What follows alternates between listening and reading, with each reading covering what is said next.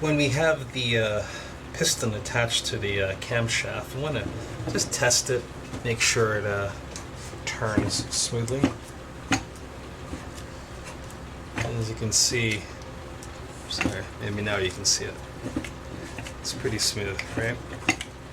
Alright, and I forgot to mention this, but this is something really important. It's called end play, right? So this here, you want to make sure that if there's a lot of wobbling in the end of that, like that, you are going to have serious problems. This is not a lot of wobble. There's some, but you don't want any.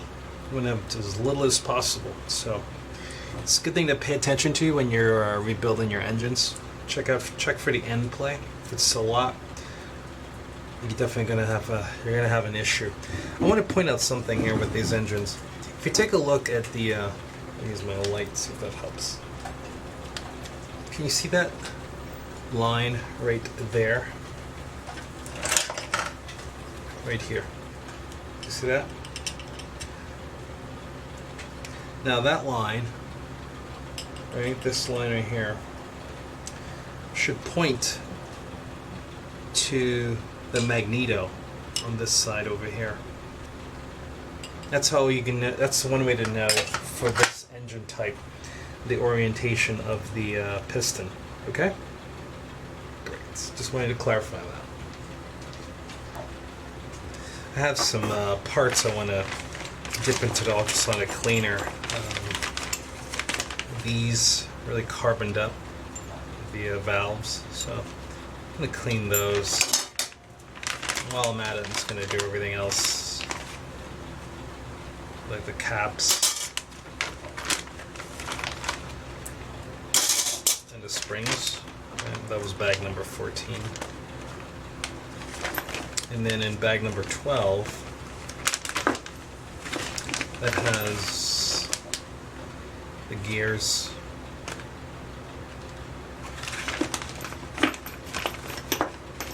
Part that touches the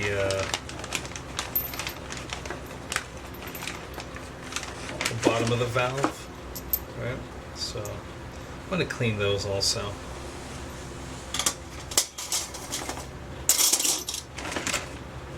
Alright, I'll bring it back. We have two valves here. We have the exhaust valve, exhaust valve, intake valve. And they have both been through the ultrasonic cleaner, but they still have a good bit of carbon deposit on them. So we're going to do our best. It's not too bad. I cleaned it off really well. Can always do better, but either way, you can see what's happening here. Cleaned it off pretty good. It's got some carbon-ish deposit on there. So I'm just going to lap these two. Alright, let's have at it, shall we? Okay. Again, you could possibly stop right here, but why would you do that, right? Unless you don't care. So I'm going to use this lapping compound right here. It's by Loctite. I think it's 280 grit. It's not the finest. I'll need a lap-in tool. I'm just going to take a little bit. It's a small little dab.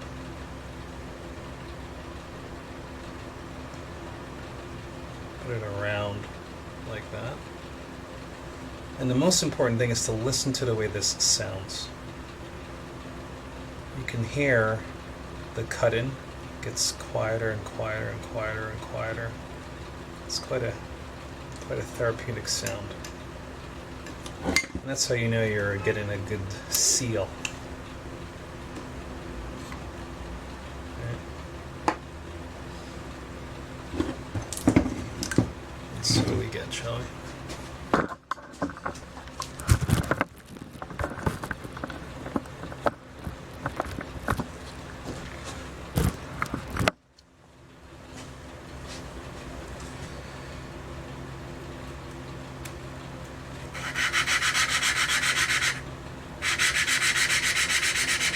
Listen to the sound, how it changes.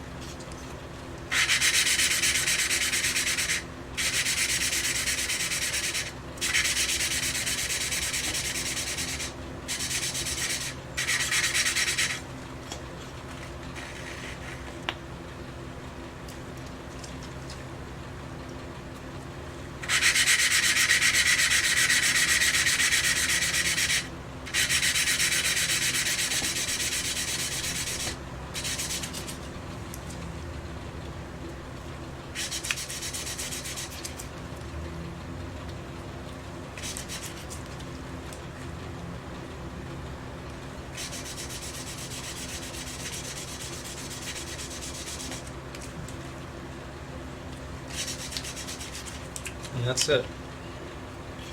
It's pretty much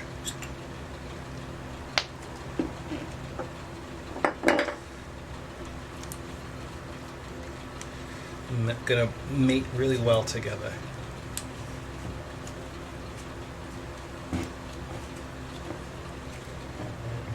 So I'm gonna clean it off a little bit.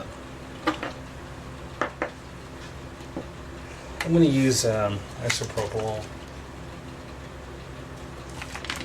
Just want to wipe it off.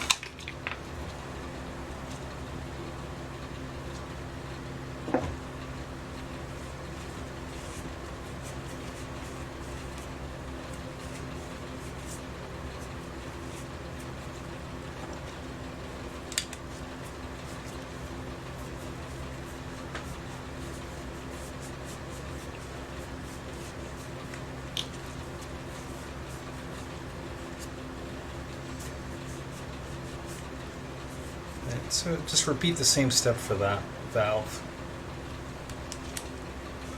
And if you feel like you want to, if you feel like you want to be a little bit more precise with your work, I would say go ahead and try to do it again after you clean this off. So yeah, let's do it. Let's do it together. Let's do it again.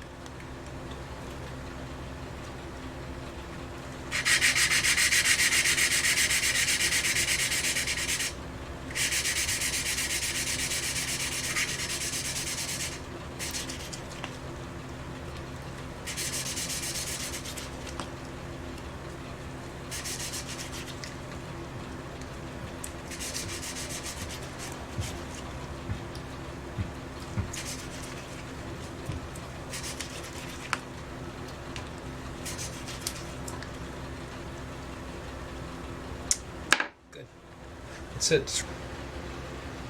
The timing on this is very easy to do. Let's see if you can see how much we can see. All right, right here. See that little dot? It's a little hard to see, maybe. What do you think? You see that? Well, there's a little dot right here. Oh, I think you can see it. Sometimes it's hard to see what you cannot see. I'll zoom in some more. You see the dot right here? Yeah. Okay, so that dot, right, is going to line up with... I'm going to zoom out and in with... Let me slide this in. Right here. See that groove right there? This little groove right here, that groove is going to line up with that dot. So it needs to look like that.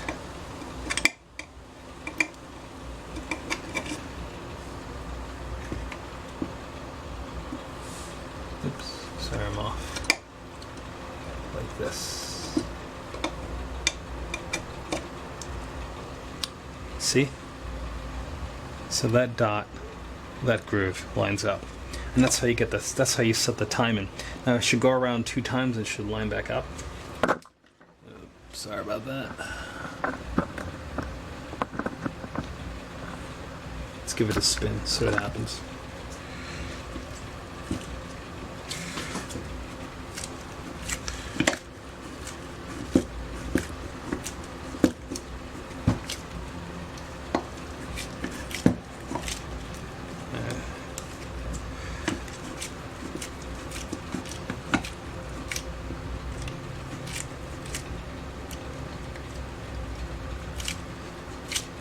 We're back. So that's how that looks. Right. And that dot right there, let's look at the cylinder head. I'll show you what's happening. Okay. See, it's off right now. Alright. Just turn.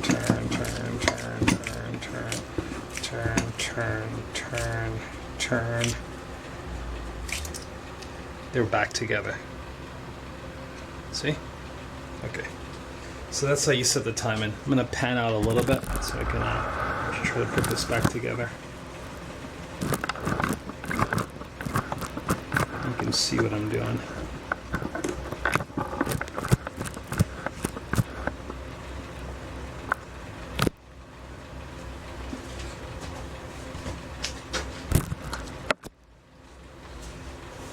Okay.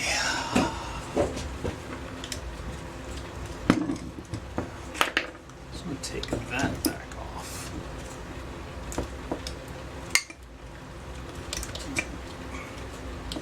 So we're missing some parts. So before we can put that in there, right, these lobes right here are going to push up and down on the bottom of the valve, the parts of the valve. Now, here's the thing, I didn't mark these, so I'm going to try to figure out which one is, because they wear at a different rate, which one is going to be the correct side for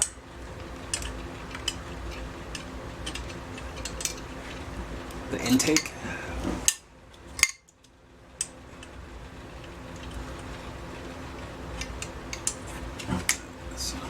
I'm in an awkward position because I'm trying to help you see what's going on. Okay, so that goes in, right? Once that's in, I'm marking the timing now. I'm going to do the timing again. So, push that in. Okay, that's lined up. Right. Now, I find it interesting to use a piece of plastic here. I mean, granted, it's a pretty rigid piece of plastic. I thought they would use something metal, but I don't know, whatever. I guess in some ways, right, it fails pretty well, because if both metal pieces were to fail, you'd have a whole lot of metal shavings in here. This way you just get plastic on one side, and that might give you a second chance. So, let's take a look at what's happening up top here, now that this is connected, right, the valves. Oops, I'm off actually. I have to reset, redo this, oops. Get this timing mark. Oh, wrong point.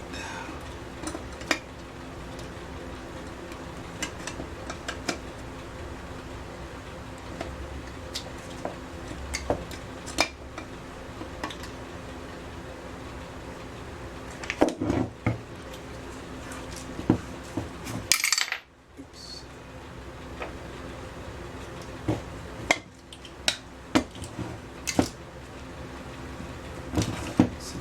Turning it back. Put this back in.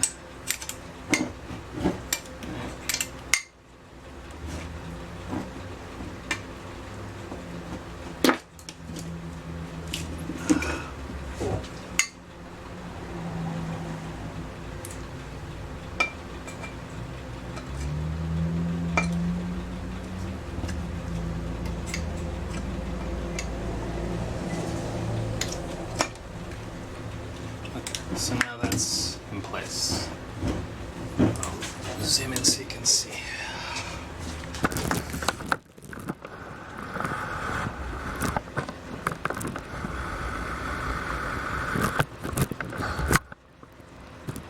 So the line and the dot, okay. Okay, so now that we have that in place, let us move on, right? Yeah. All right.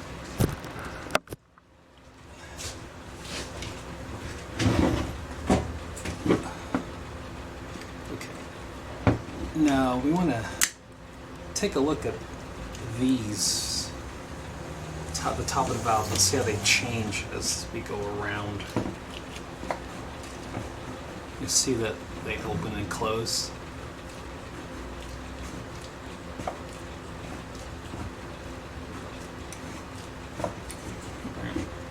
That one didn't go back down because it's a little Probably should oil it a little bit. Yeah, let me do that right now. All right, so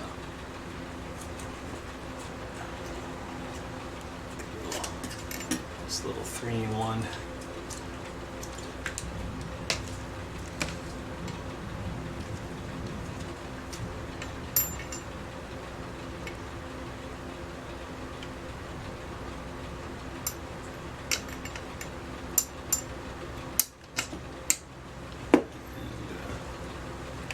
I'll do the same for this side.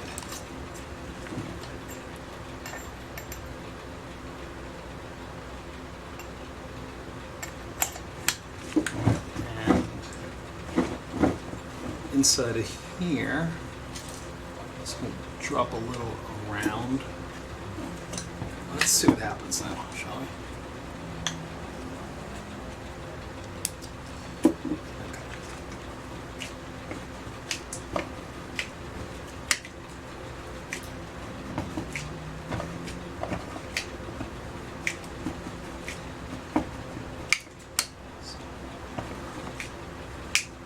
And that won't happen once it's actually operating. So, give you an idea what will happen. That's what happens.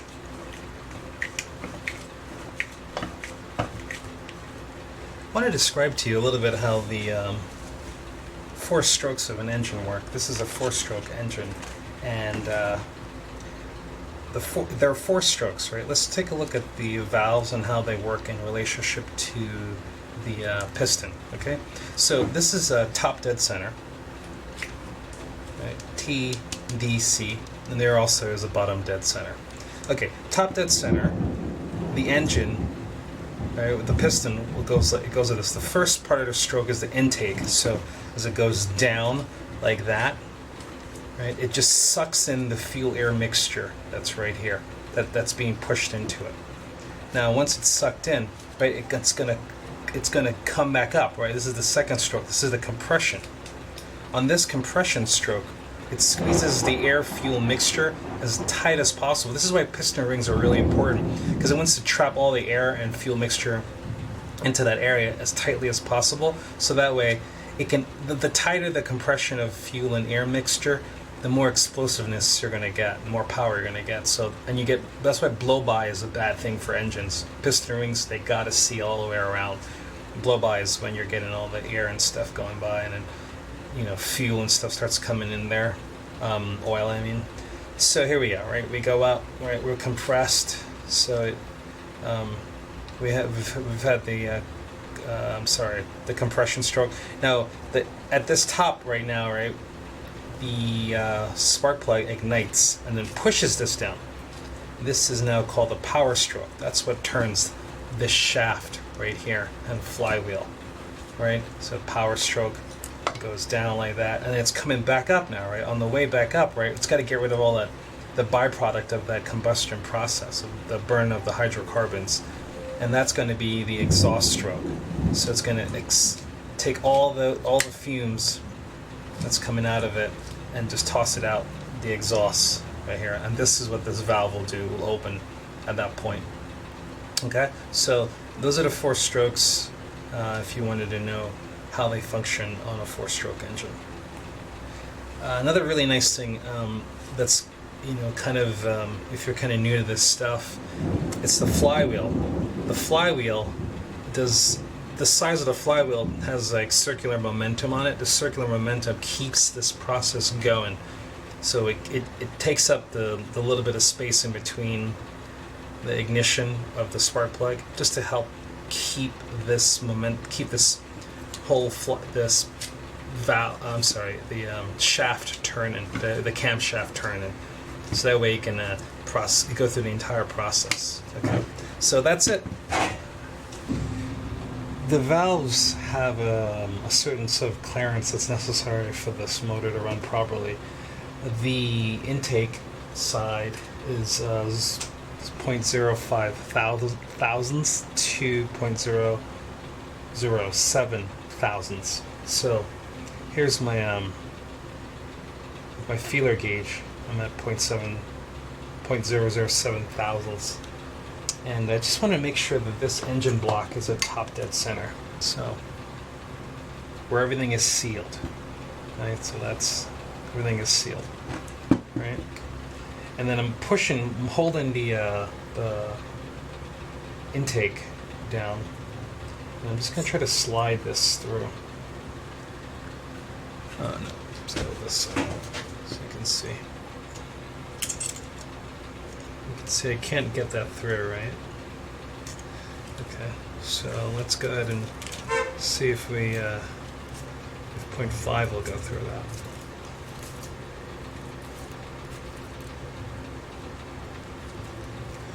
Let's see, it's 354. Okay, here we go. First 0.005 thousandths, which is 0.13 millimeters. Okay, let's check and see what's happening there.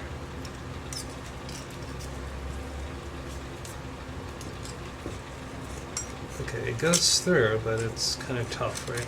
So this looks like that's going to need to be a little grinded away. Let's go ahead and look at the exhaust side. The exhaust side is at 0.7 thousandths of a millimeter. I mean, of an inch.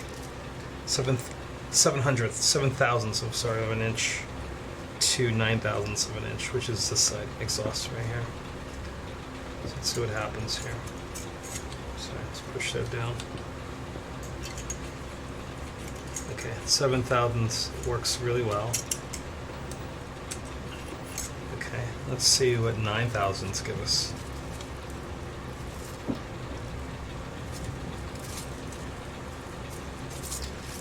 Come on. Look for the bronze. Okay. So here's 9 thousandths. Just had it, didn't I? Go for the bronze. Yeah. This is 9 thousandths, or 0.23 millimeters. So again, I'm holding it down from the top. Seeing that works, right? So that tells me I'm gonna have this is too tight right here.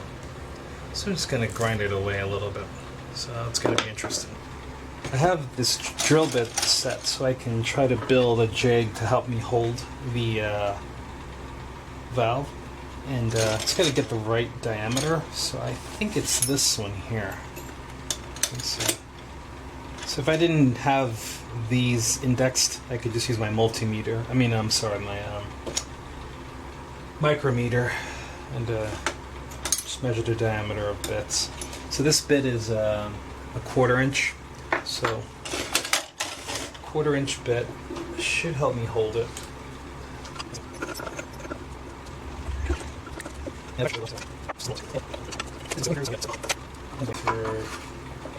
To there. If that does that, that means it will drill through this quite nicely. All right.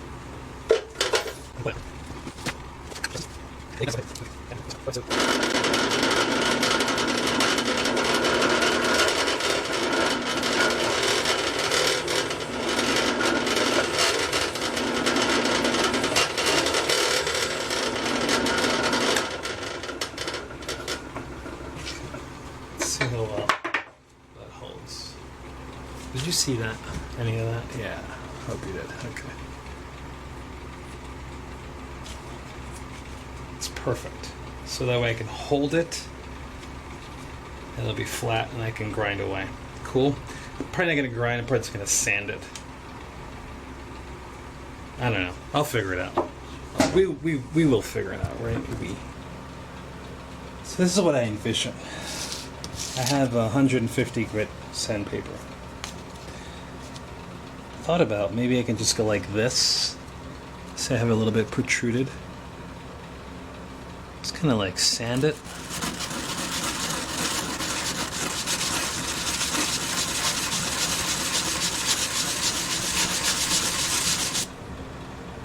Yeah, just a little bit. Okay. Good. Now I can just check it. right? So it's sanded. Go back over here. Let's see, because I don't need too much off. Just a little bit. So wipe this off.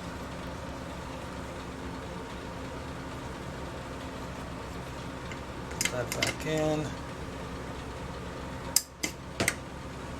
All right. And then this is, again, the clearance on this intake is going to be 0.05, so all the way to 0.07. So I have this on the lowest, 0.05. I'm holding it down so we can get through. It's a little better, right? So I'm just going to keep doing that until I get the right dimensions. Okay, so go a little bit, stop, try it again, do a little bit, stop, try again. This is the second try at sanding. Again, we're at 0.5 on the intake. So it goes pretty nicely, right? Now let's go to 0.07. So we got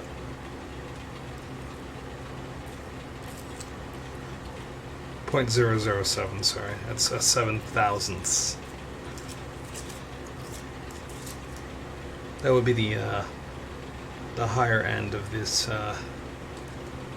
tolerance. Okay, so that's pretty tight still. Alright, let's do a little bit more sanding, just a little bit more. I'll check it. So we have 0.7. I'm sorry, 0.007. That's 7/1000ths of an inch. See how that slides right in? So that's pretty good. And then 0.5 should be even easier.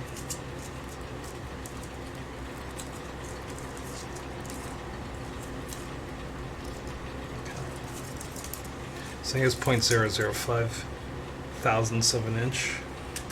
Yeah. So we're good. Yeah. There you go. 0.005. Let's check 0.007. Hold on here, buddy.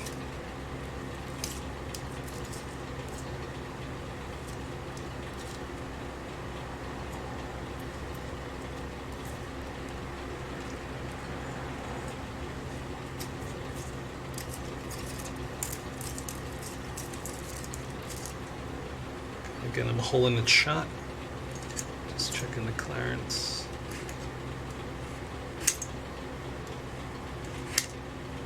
Okay, that's 0.007. Okay, good. We are happy with that. That's enough clearance. We need to put the end caps back on. I want to describe to you one more time how these end caps work. Okay, this little cutout from the valve slides past that hole and pushes onto that like that. And this doesn't have a top end cap. What happens is the spring here pushes against the that part of the engine. This hard. It's all hard compared to a human body. But anyway, yeah, this part of the aluminum right here. Okay, so you can see inside of there. And what we're gonna do is try to let's see. That's a good angle. I don't know. Let's see. Try to get a better angle if possible. But anyway, put that back in. And let me work on this angle for a second. So I figured out something I was doing wrong that was making this so difficult. I had this orientation of this upside down. It needs to be like that. So the concave is upwards, and you want to have. That's why I wasn't having any. That's why the spring compression tool was not able to give me all the compression I needed. So that goes up, slide through here, and I'll pull back, and it'll be done. So orientation is going to be like this.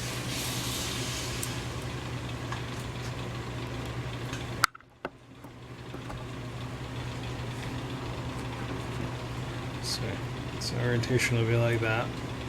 Take the spring. You see what's happening here? Because I'm going to pull back. When I pull back, it's going to go onto the tighter part right there. So we go like that. Come on, new guy. All right.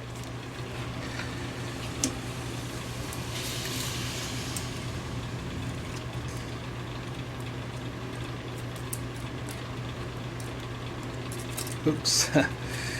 Right.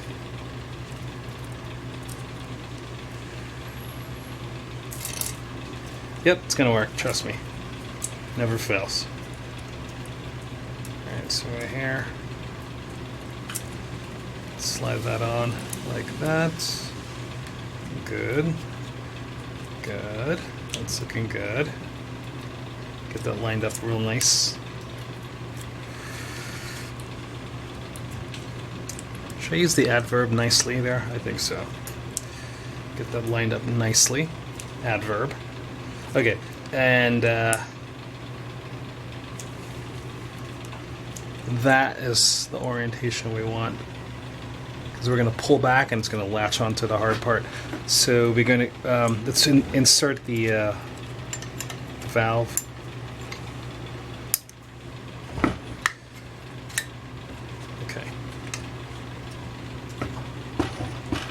That's better, so you can see more. So I'm going to go down, slide it through, just see if I can feel it.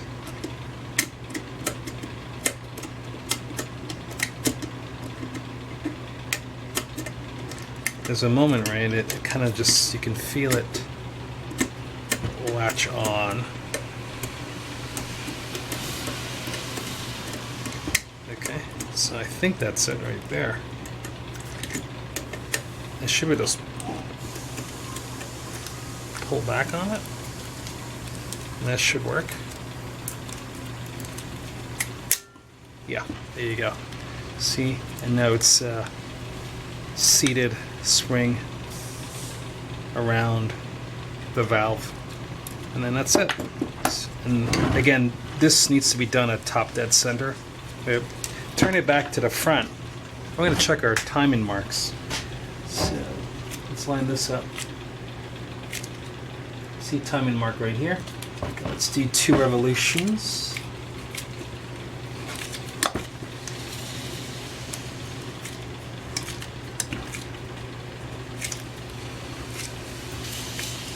I mean 1 revolution, sorry. And they'll line back up again. So the timing is good on this motor.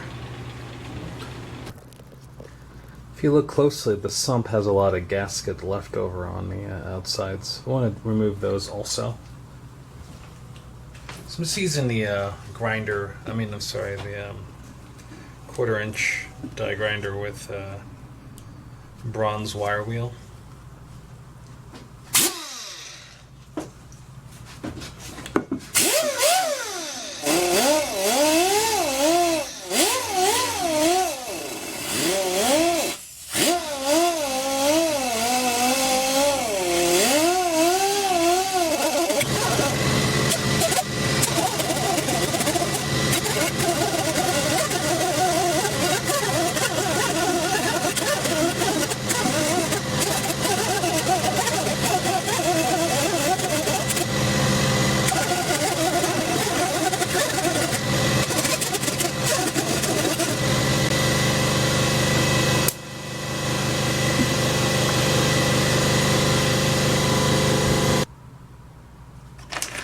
We have a number 10 engine center. That's the title of this bag.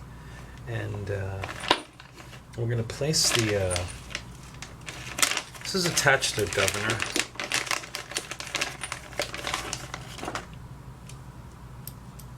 And make sure the... what I've done is I've made sure that the timing is still on point. As in, it still lines up. And before we go in, because once we seal this up, taking it off is going to be a bit of an annoying task. Okay, so the first thing I'm going to do, I want to place this back here. What I've observed is that the governor arm pushes up on that, like this.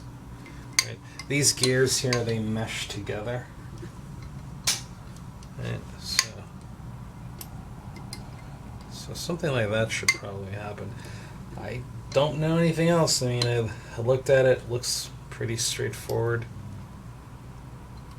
So that's what I'm working with.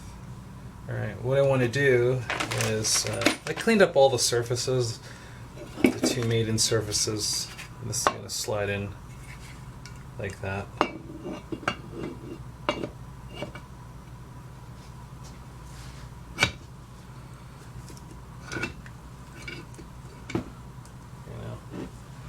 That's what I'm seeing.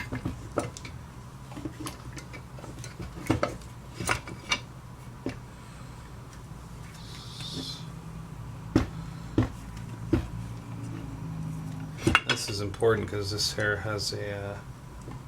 I can see how this wants to move to a certain location.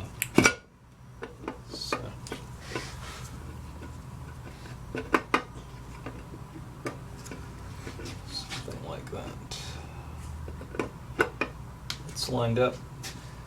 Let's see. Why will it not go down?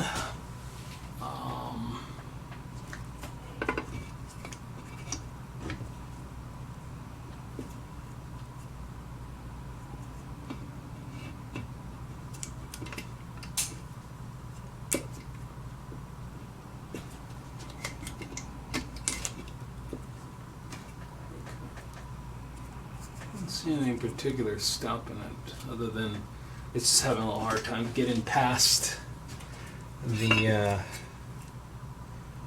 let's see if this is keyed.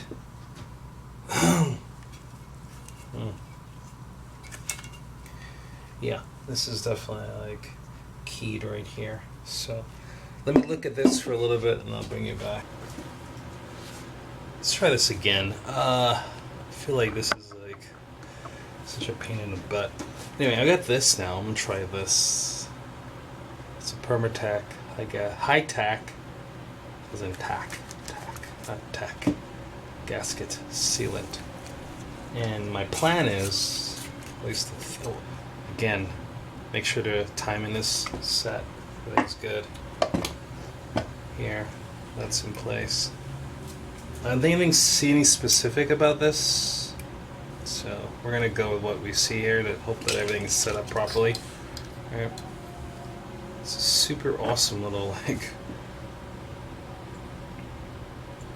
the application for this is interesting, right? This is a red thing, but instead of it being sprayed on, you wipe it on.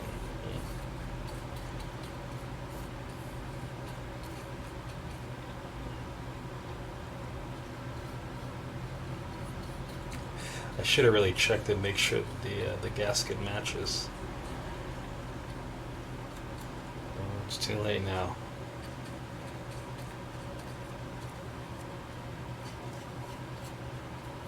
Now, one of the reasons why I want to do this, I'm a little always concerned about the little gashes that happen. You know, and just concerned that those gashes will cause a compromise.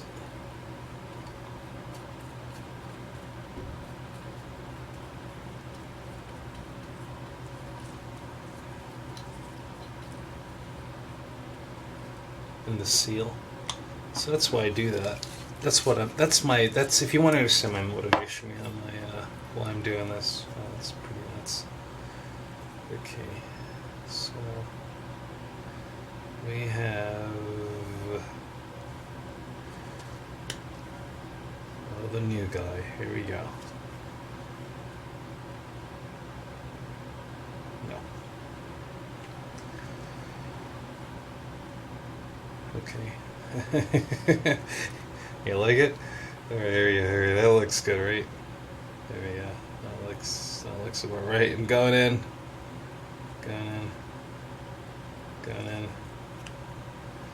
Going in, line up the holes.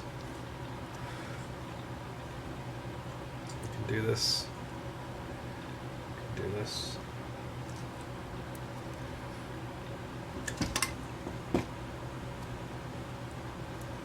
Okay, the holes are all lined up.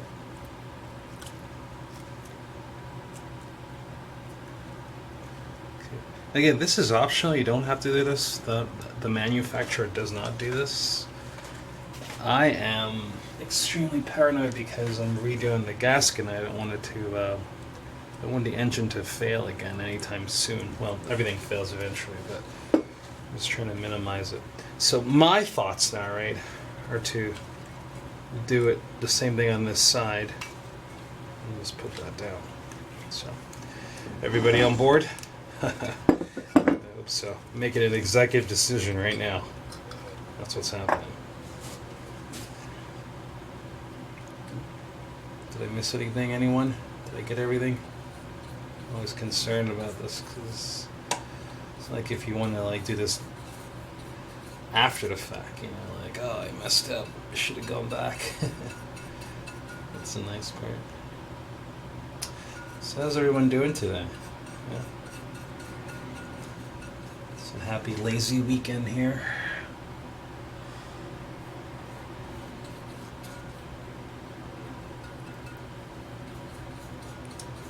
I've had some amazing conversations recently. I was thinking about creating a whole new show called Tools and Talk. And what will happen during Tools and Talk is, well, I explore human behavior with my fellow besties. That's the plan.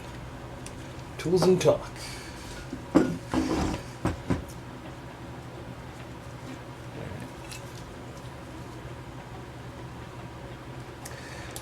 Now I think this here needs to be over. Not so that way.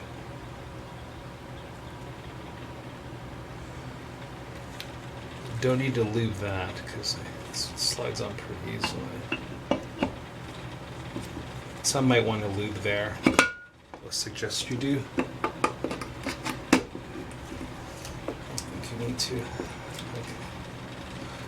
We got a seal.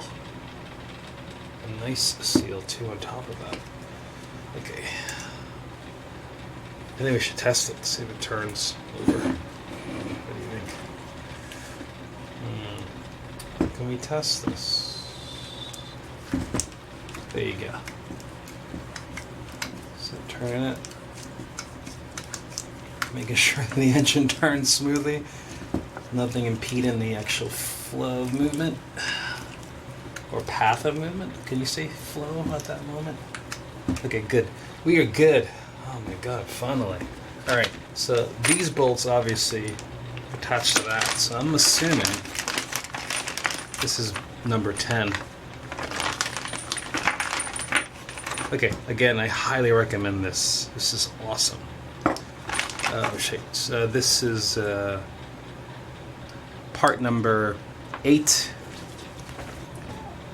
Can you see that right there? 80062, and it's a Permatech high tack, as in tack, not tech, gasket sealant. Alright, and now let's zoom in a little bit more so you can see the blockery.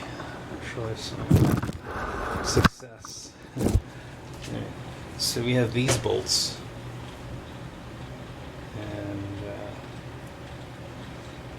And several of them.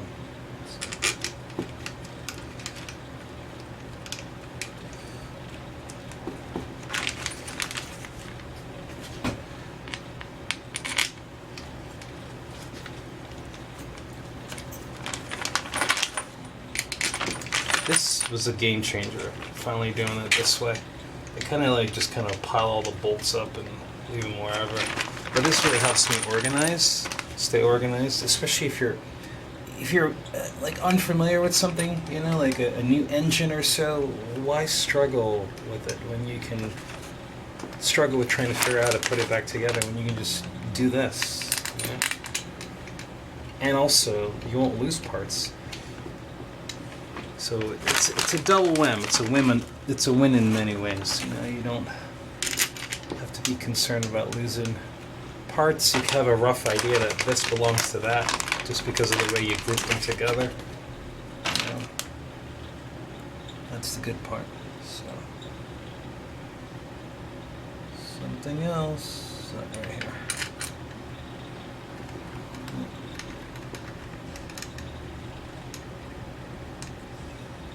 Okay, I'll bring you back. This is a torque spec, so. So these are all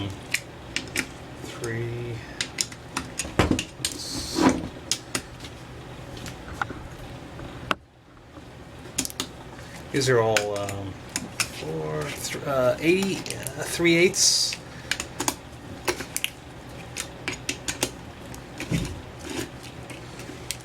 So they're 3/8, and we have, these are spec'd to be at 85. The sump pump is at 85 inches per pound. That's the and you don't tighten all the way down. And I try not to use a I'm going in a crisscross pattern, you know, typical stuff you do when you're doing work on like anything with sockets that go around. I mean, not sockets, but bolts that go around. You don't tighten all the way down at first, because you don't want to create any warpage. Okay, that's my first click. That's my second click. Third click. So I'm just going across, crisscross pattern.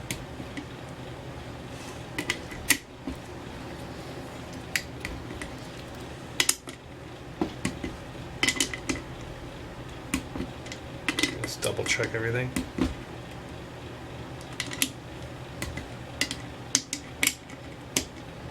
Again, it's 85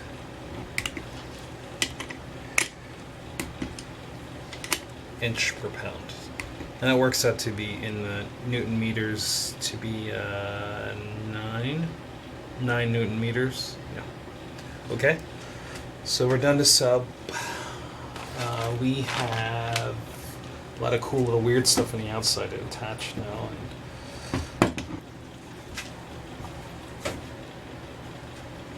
And this is a heat sink, and I want to, not a heat sink, but it looks like a heat shield of some sort.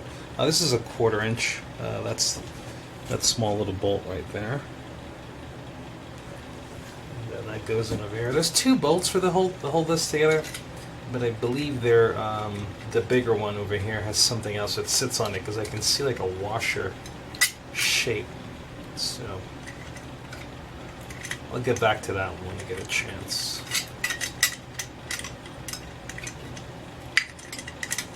So this is 1/4 inch. The worst video is when you can't see anything. Let me get my hands out of the way. Alright, so.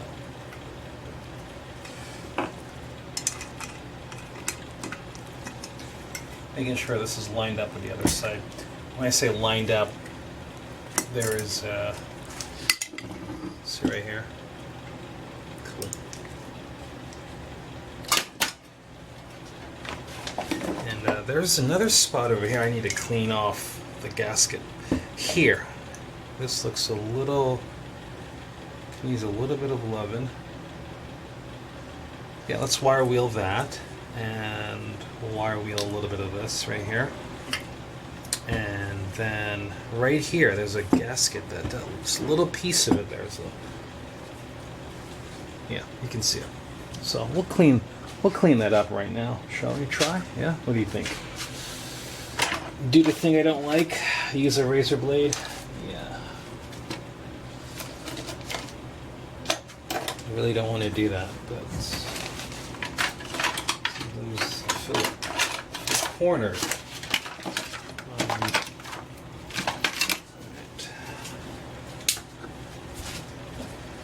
So we can get that off.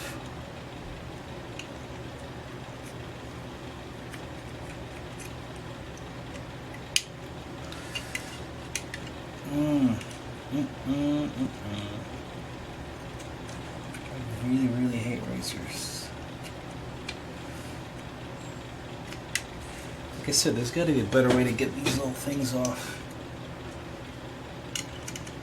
You just don't compromise the metal or the engine.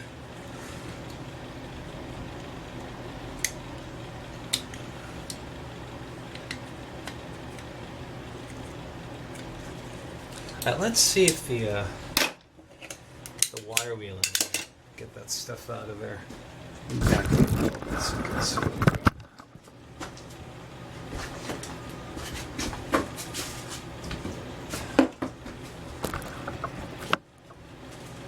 And future goggles. So please don't lose your eyes doing this stuff. I say it over and over again. Because people just so not smart with the way they take care of their bodies, so don't lose your eyes.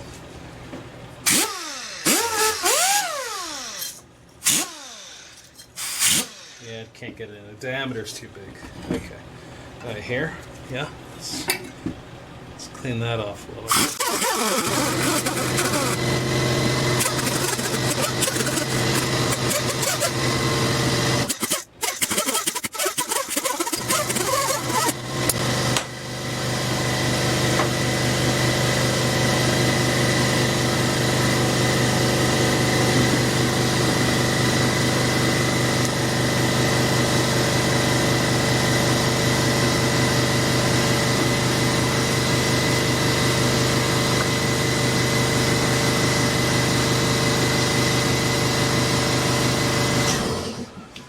I'm still just testing it.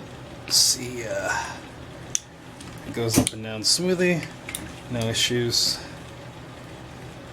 Goes to all 4 strokes properly. Both the piston and the valves are moving. Okay, good. So we're good to go. All right. Now that we have that in place, let us clean it up a little bit and get it all closed up. Bring that back to top dead center. Again.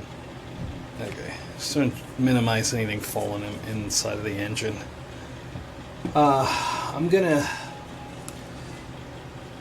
have to work on this gasket a little bit more. I'm gonna save you the horror of watching me do it, but I'll bring you back when I'm done. Okay, yeah, get that cleaned up a little. Probably just poke at it with a razor blade. This is not ideal, but I don't want to use sandpaper ever on these things, but I'm desperate. So, got a piece of sandpaper here. It's just kind of sand. This is a 220, by the way. Maybe something less aggressive, like 400 would be better. But I need to get that little bit of gasket material out of there, and I can't figure out a way to do it. There's no razor blade that's small enough to get in there. So this is the solution I came up with. So I'll keep doing that. I just wanted to let you see, and I'll bring it back when I'm done.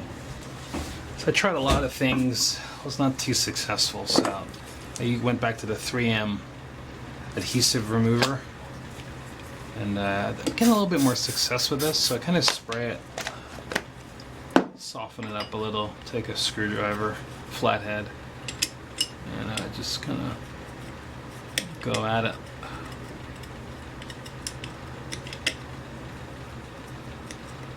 The sanding was just removing too much metal, and I was getting a little worried. So I've kind of stopped sanding. So there you go. I wonder if there's a wire wheel that's nylon. Maybe nylon? You know, nylon. I bet you there is. I think I've seen one before. I think that'd be a safer way to do the removal of these things versus Even though bronze is a softer metal than steel, I mean than aluminum and steel, yeah, that both of them, it still can leave marks, little gouge marks, if it's at high enough revolutions. You notice when I try to remove the gasket, I'm fairly soft and feathery with the trigger. Let's keep the RPMs just high enough to remove the actual material itself. Don't go too crazy, you know. So that's why I kind of feather it, even though it is a softer metal and it shouldn't damage the aluminum much, if at all. Well, I wouldn't say that, never. But the point is, like,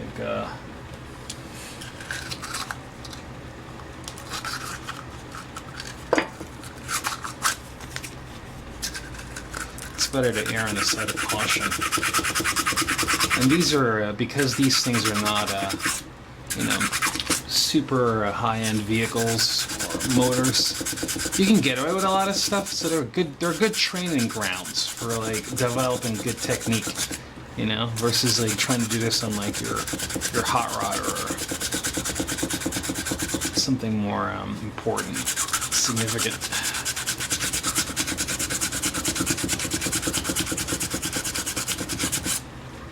Okay, I'm pretty happy with that. What do you think?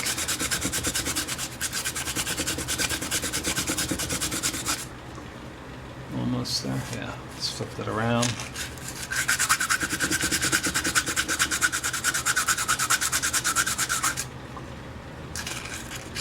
You know what I mean? Yeah, it's a good training ground if you want to work up to something. I've been working out. This is all me building my skills to try to fix a pretty. It's a project bike for sure. It's just I've been watching it for a couple of years now. It's just been sitting out in the rain. Might not be the best bike to get, but I'm gonna try to fix it from its current condition to runnable as my plan B mode of transportation. And it's a Honda Nighthawk 750, probably a little bit on the powerful side for a starter bike for a new rider, but I'm up for the challenge. Pretty sure I can do it. Okay, so there you go. I'm happy with it. Yeah, looks good to me. Oh, so you can get a better look. So, most of it's gone. Just a little tiny bit there. Maybe I'll work on it a little bit more, but it should be fine. Let's clean this up a little bit. All that little dust particulates everywhere.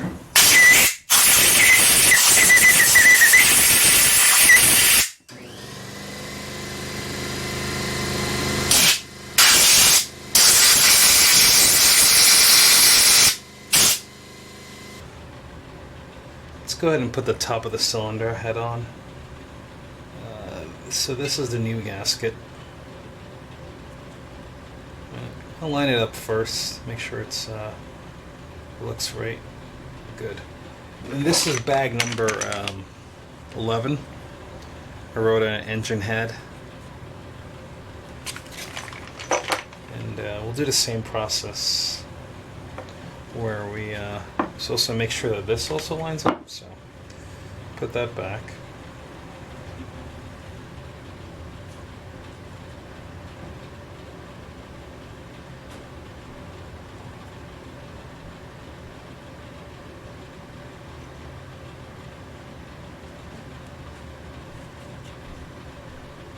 Make sure that makes sense.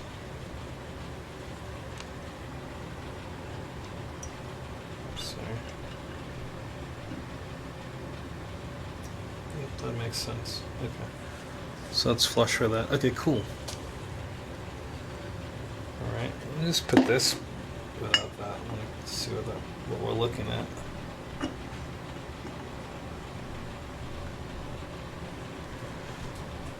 Okay, so that's correct. This lines up with that. Alright, that doesn't make sense. Good. Okay. So also you can see here, where the cylinder head will be up top. So.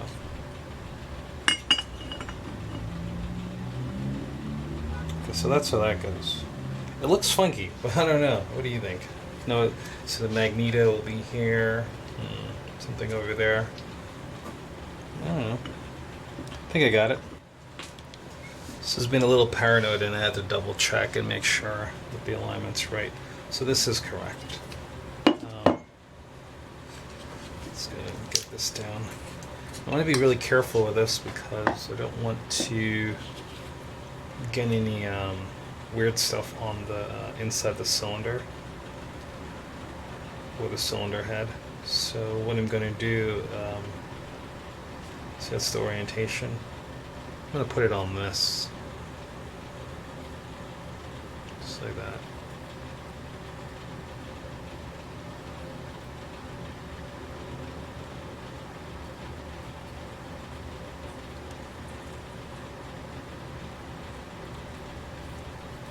I gotta say, this gasket feels really cheap. It's unfortunate because I don't know. I guess the solution would be to try to find it from the actual manufacturer. So, anyway.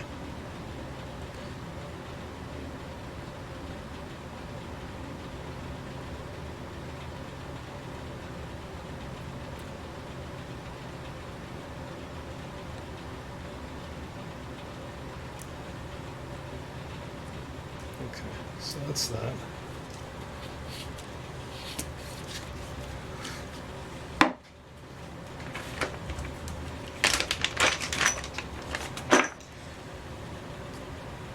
Now we want to place some on top, right? So let's get that right.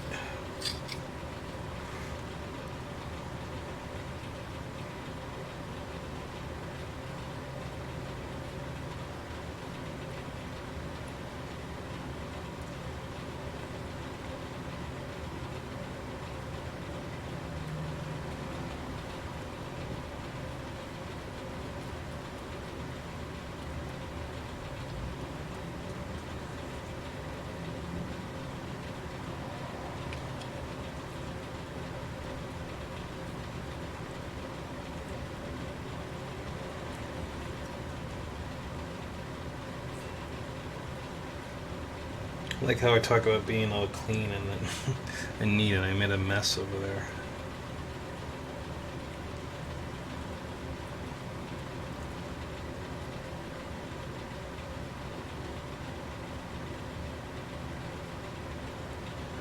Okay. So these bolts are all the same size, except for no, they all are. Let's just see. Let's pull them all out.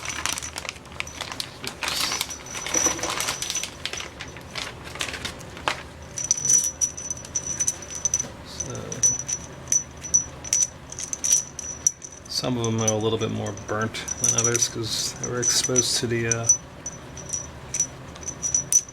part of the engine where the gasket failed. It got really oily. Yeah, so they're all the same, right? So we have 2, 4, 6. Let's see, is it 7? 2, 4, 6, 8 of them. Okay, 2, 4, 2, 4, 6, 2, 4. Yeah, we have 8. So when you use that to help line this up.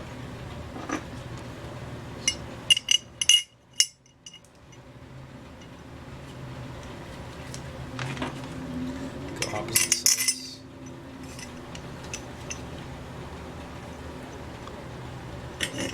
Alright, good.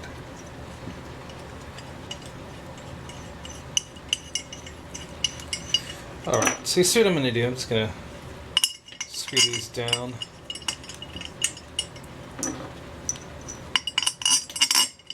And they're not specific to a certain hole. Alright, so that is that. I'll bring you back, we'll torque it down, alright? all these bolts are going to get 140 inch-pounds. That ends up being, in Newton meters, 16.9 Newton meters. So in a cross pattern. And I'm gonna go all the way. Don't go all the way down. I'm sorry. This is a 1/2 inch. I didn't let you know. I don't know if you can see anything. Okay, that's 1/2 inch. So I'm gonna go in a cross pattern, like I said, and don't tighten all the way down at first.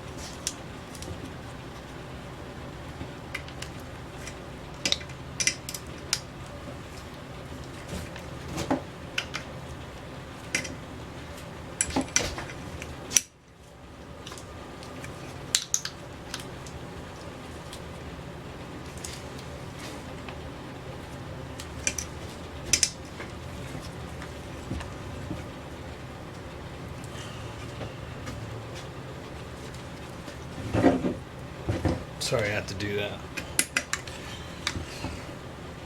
Just losing some leverage.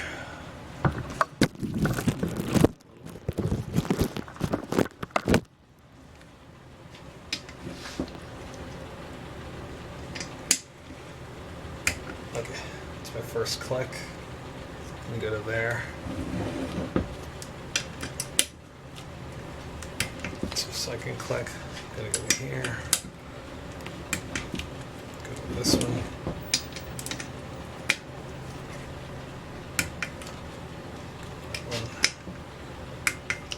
This one.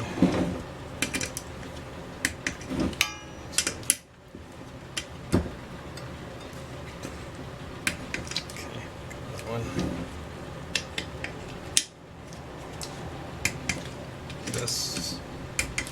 And that again, just double checking.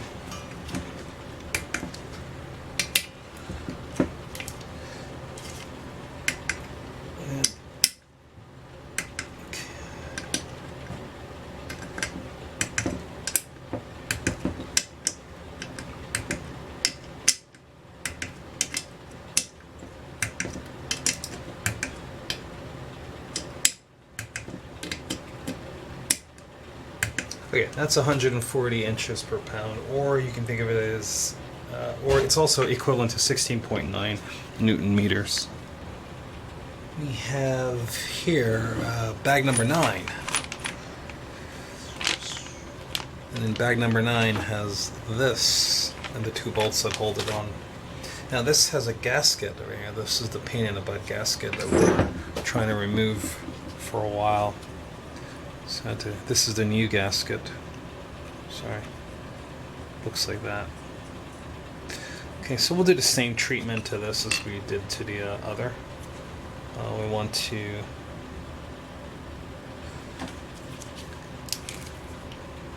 Can you see that? Okay, good. I'm going to treat both sides, so we'll do this side first. Oops, sorry.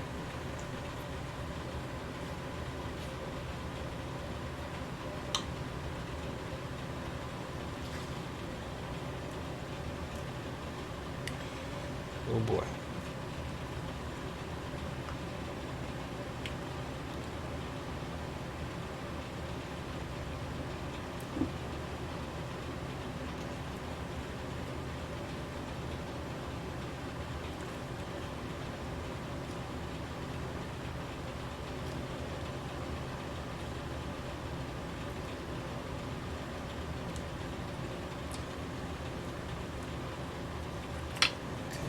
We'll do the same on the opposite side, so that'll fit down there like that.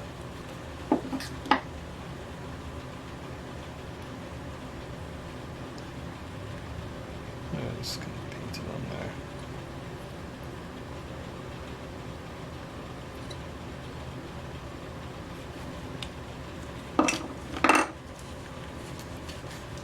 Now what I'm going to do with the screws is use them in advance to help line up, to line things up. So we'll go like this. So we know that's the orientation, right? So I'll put the screws in. They look... Oh my. They look like that.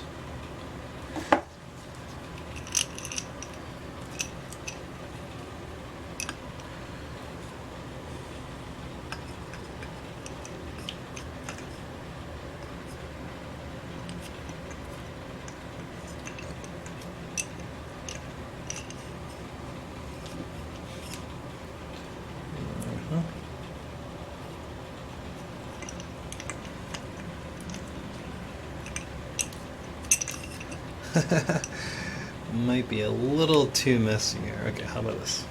Go like this. Put that onto this. Wow, it's like...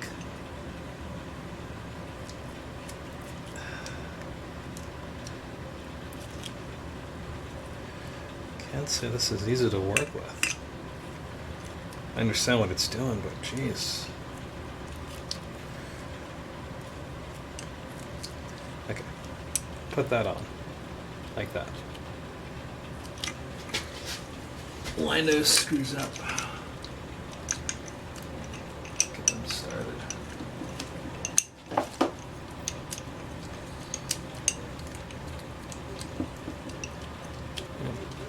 I don't have any torque specs for these. I just recommend don't go too crazy because they are plastic. Screwing into plastic, so I have 1/4 inch. I think they might be 1/4 inch, yeah. Sorry. This is 1/4 inch.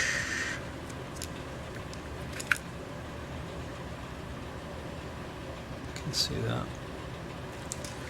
So these are 1/4 inch.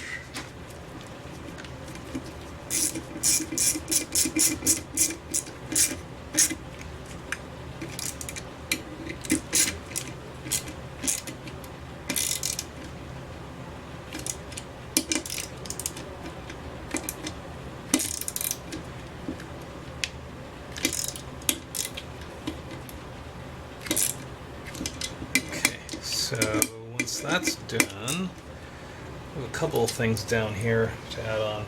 I had to wire wheel that little gasket area, not the area, but the actual part that was there was a little rusty. I say we wire wheel that part off before we put it back on.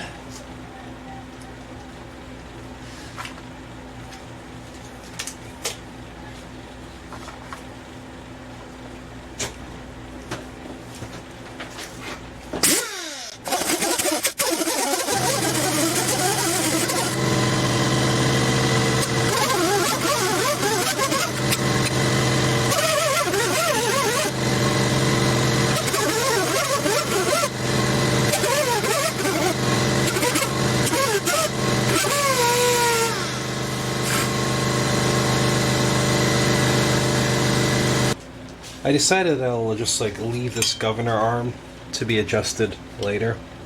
I got some good information from Taryl Fixes All, that YouTube channel. I'll link it to you so you can see. Anyway, so I'm going to put this back. This is a 3/8 bolt.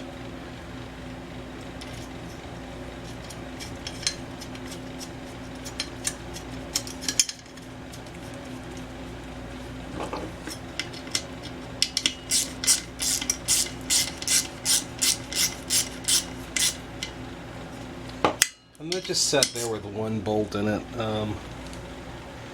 That's all it had.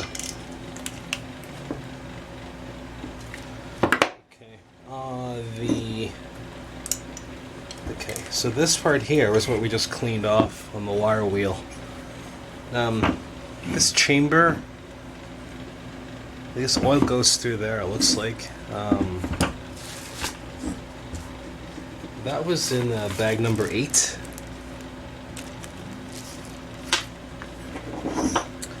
And it sits on top of that like that. Right, so we have a gasket on here that hopefully will come off easily. Or easy enough. Okay. So that's how that was. Now let's get the new gasket.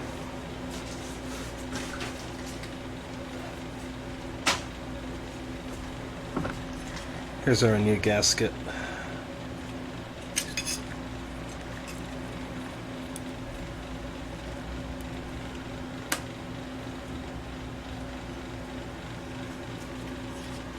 Okay, that looks good. All right, let's prep this. So we're using this Permatech gasket sealant. Stuff super tacky.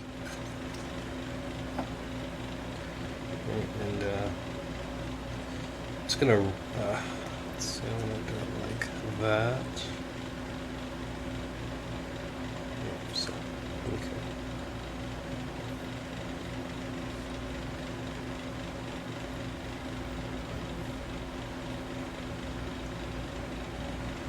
Okay, you see what I'm doing. I'm gonna do it a little off camera because it's and get a flatter surface.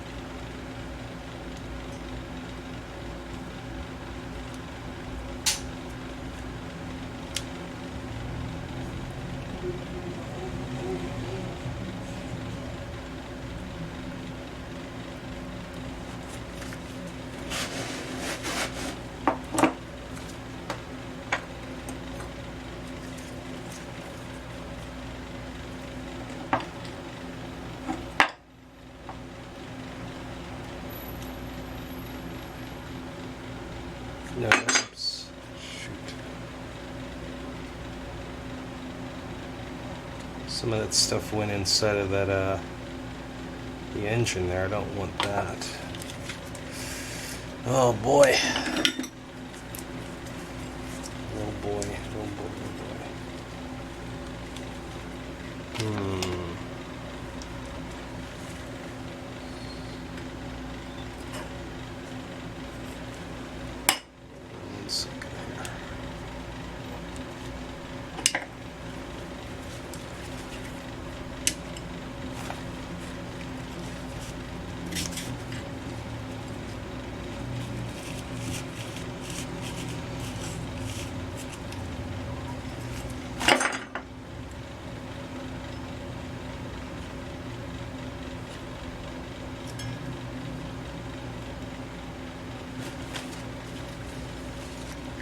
All right.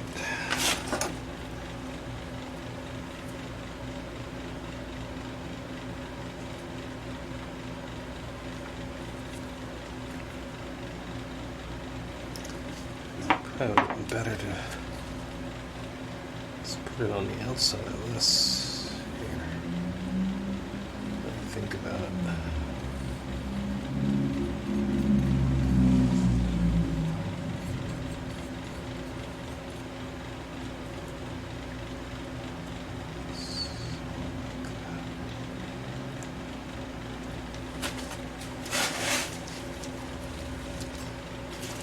That has some small bolts.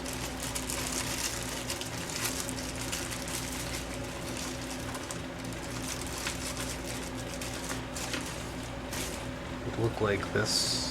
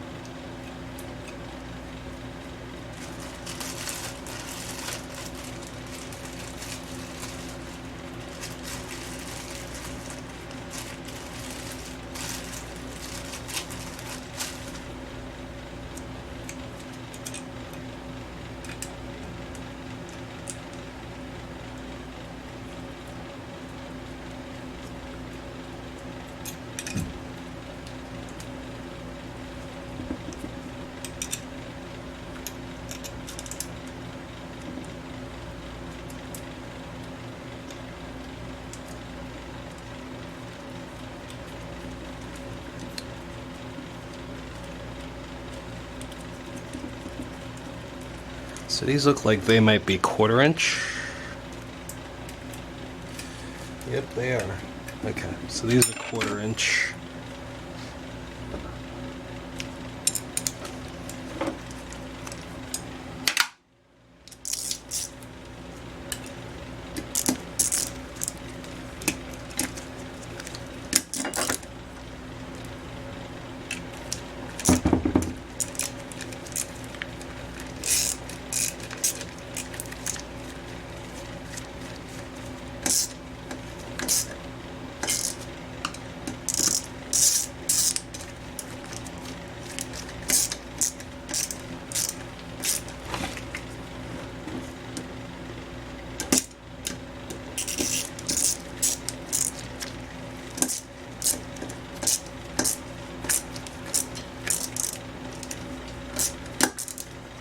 That's definitely not 1/4 inch. That thing is slipping.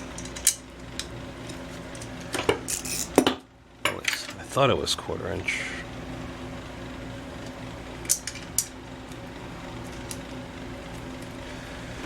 Well, maybe it is. I don't know. Yeah, I don't think it is.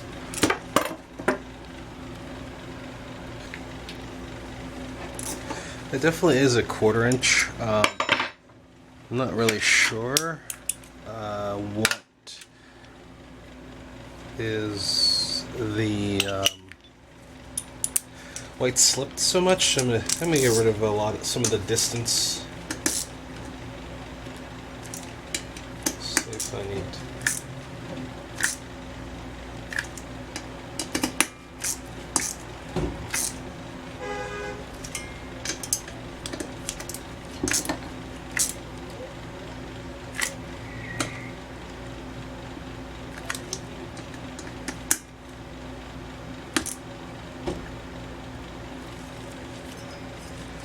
Alright, so that's done. We gotta take a look at the magneto. Let's see what we get. Let's give that a little bit of a cleaning.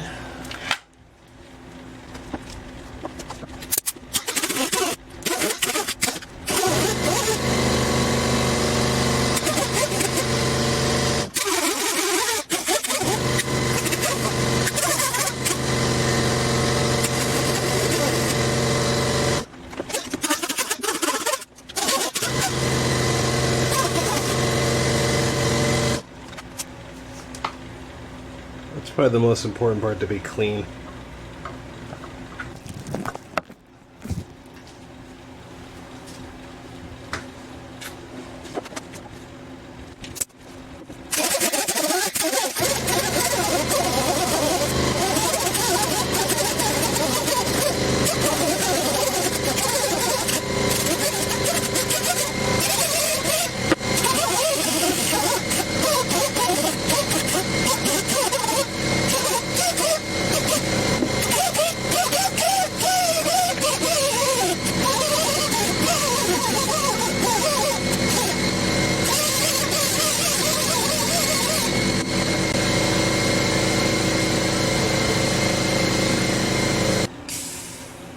In bag number 6, we have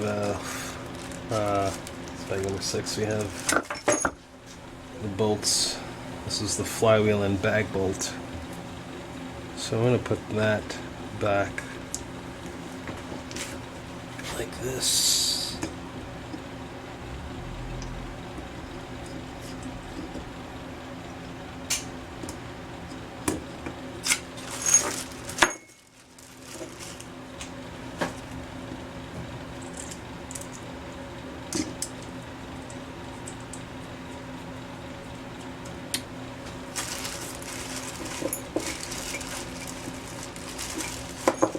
So that's 2 of those. They are a 1/4.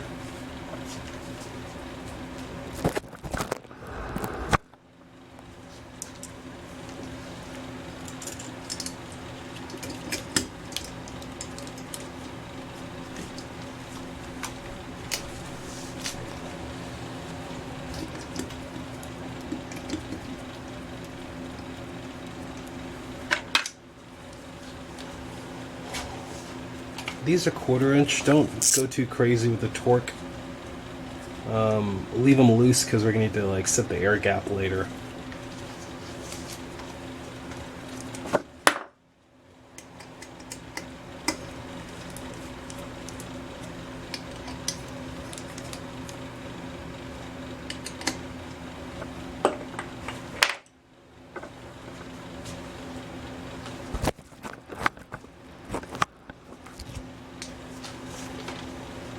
I want to put the flywheel back on. This is a keyway. Lines up with that. And, that's what that is. So get a good view of that.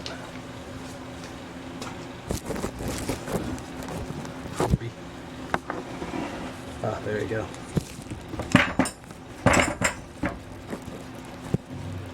So you want to put that in like this.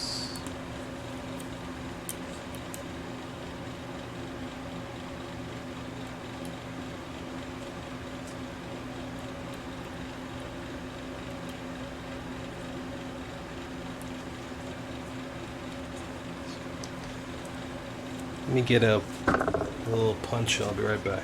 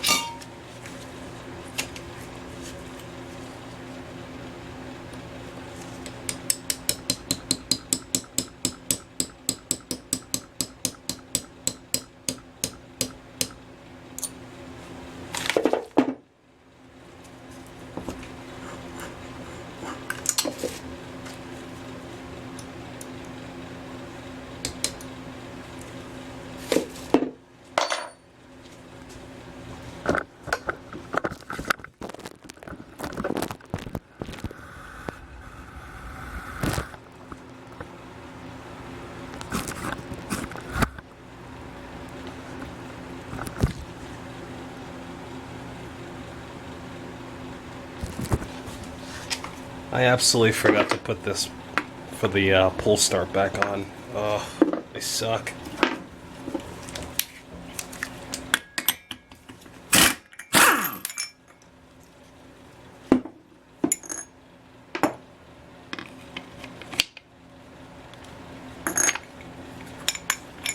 Again, that's 60 feet per pounds for the torque. Let's double check that for you.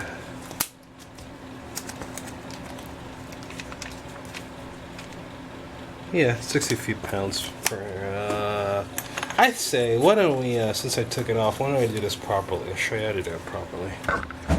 Okay. Well, let's set this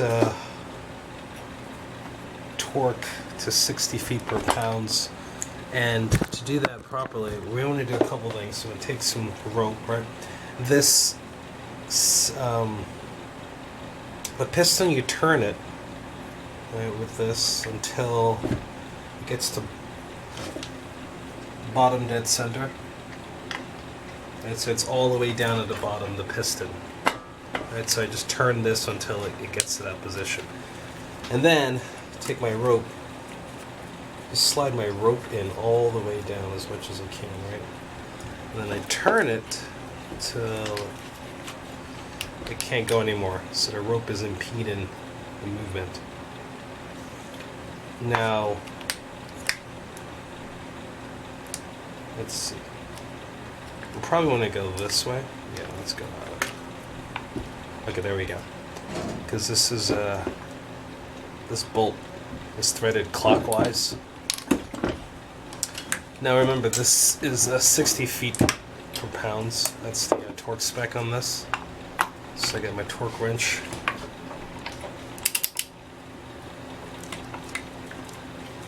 And you'll see what I mean. It stops it from like turning. So that way you can give it a good shot.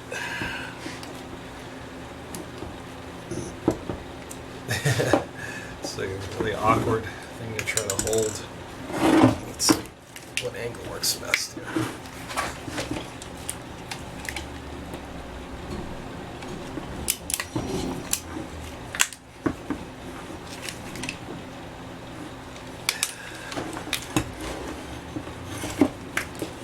Holy moly. This thing is awkward.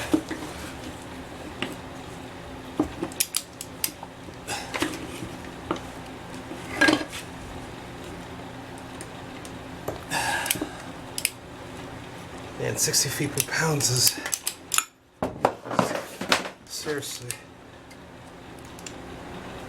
not for the faint-hearted. Just want to make sure I'm not crushing anything on this side here. Alright. Give it a couple more tries here.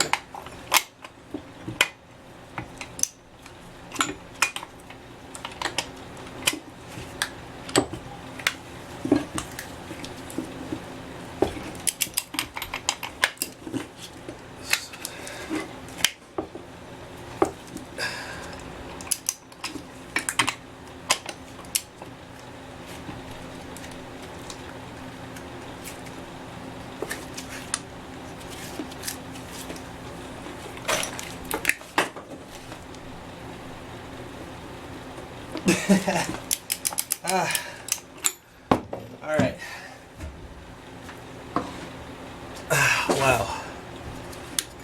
As you can see, it takes a lot of torque. One more try. See which one get on there.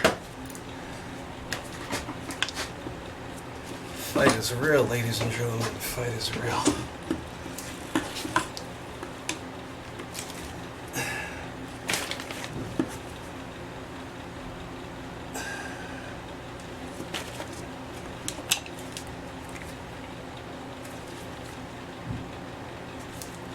Might be a little high. It looks like it's 60.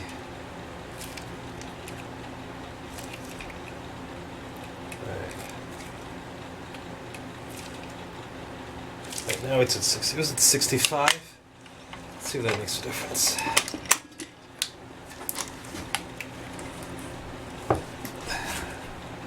Oh yeah, that's a big difference.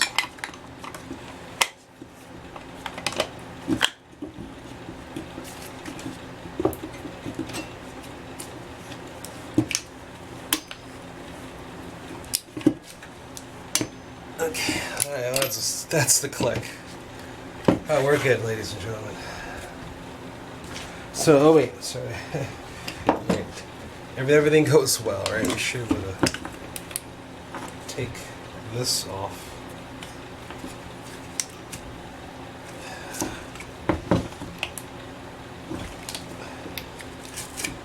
There you go. Cool. So, probably want to blow this out a little bit. Make sure there's no like particulates from the rope in there. And that's how you do it properly.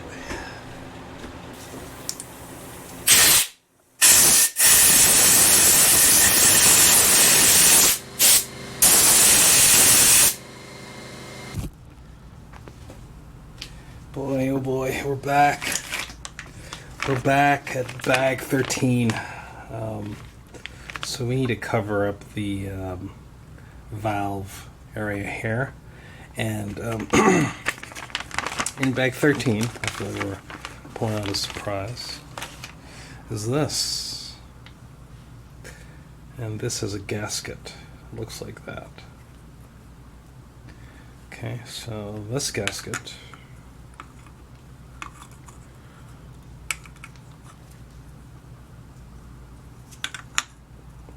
looks like that. So here's the new gasket.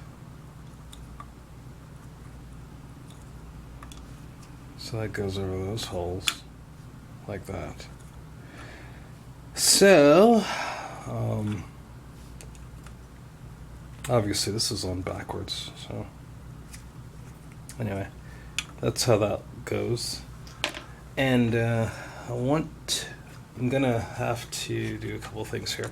I clean this off here and see if that's something that's, yeah. All right, I'm gonna take a little time, scrape that off. Can I do it right now? Let's see.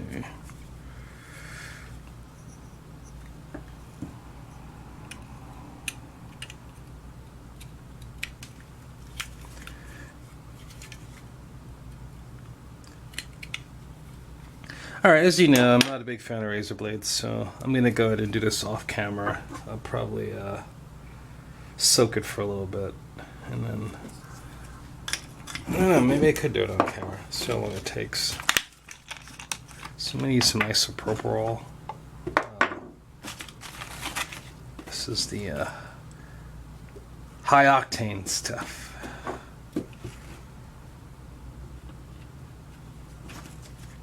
That was so effective. Absolutely missed everything. Oh. So I let that soak for a little bit. And sometimes, well, little is time is a subjective experience, as they say. Might come off right away.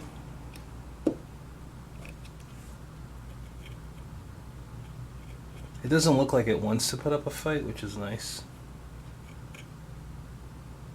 But I don't like that scratching sound. When you're scratching on it, it means you're definitely messing with the metal. Okay, so let me try.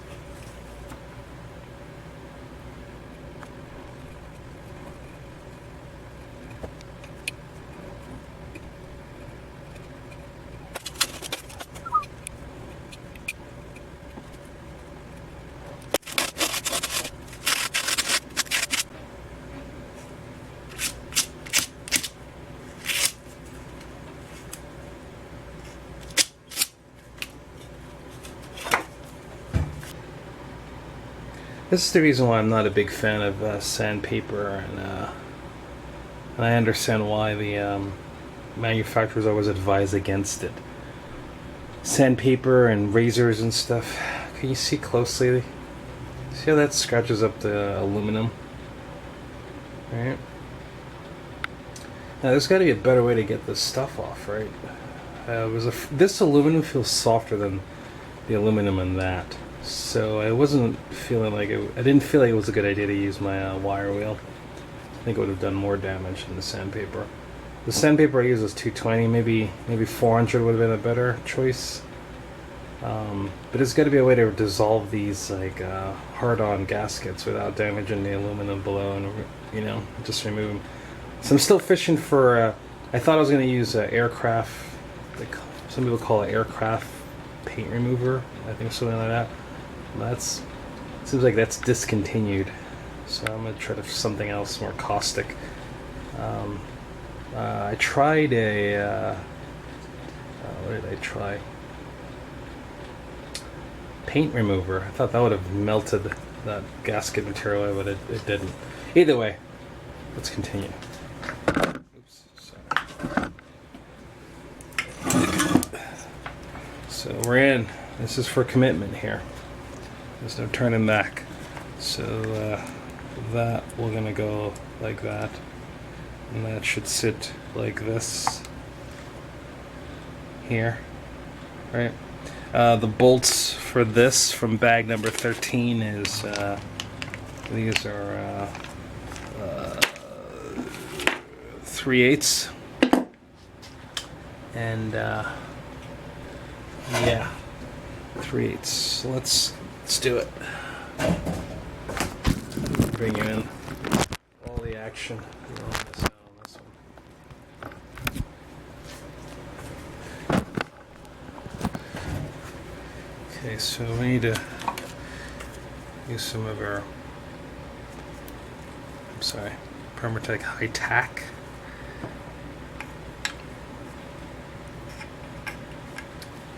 And I haven't gotten a really good way to do this, you know. I just know I need to get it on there first. So let's do that.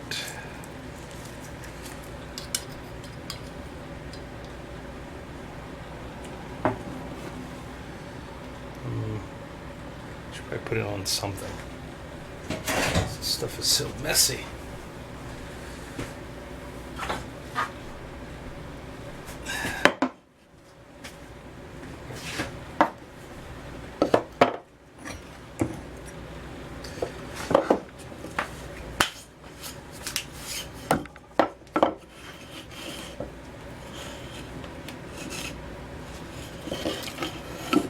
Off camera, on camera. Where the heck are you, camera? Like this? Yeah, okay, that's better. Move over. Don't fall. Okay, so put that on first.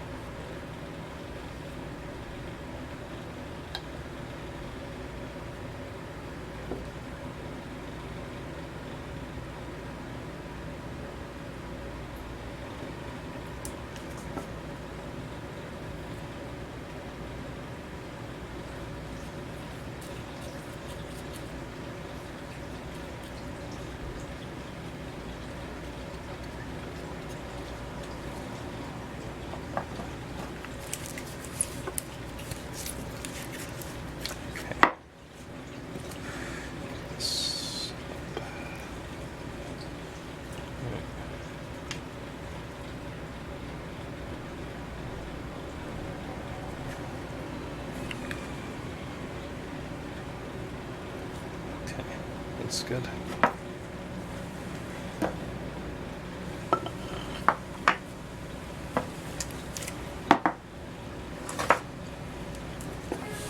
Let's move forward.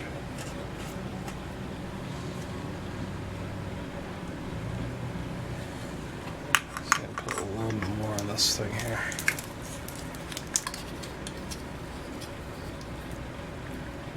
Yeah, I wonder if I was just being stupid and overly cautious. So I think about it, I could have just gone like that, right?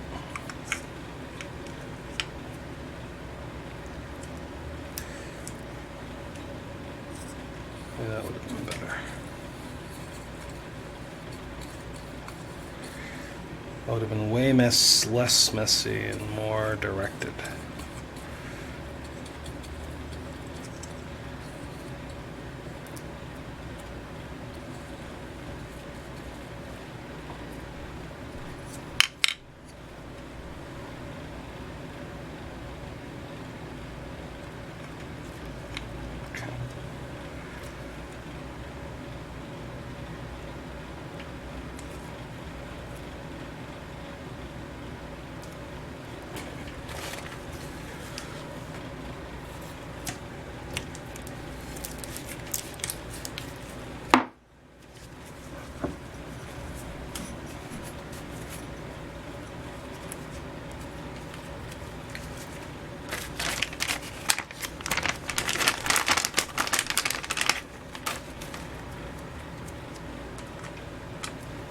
What's those?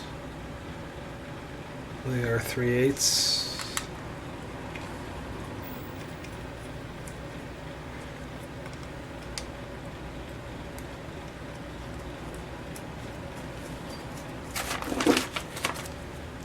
This new gasket I'm replacing with is not as thick as this, so that kind of concerns me.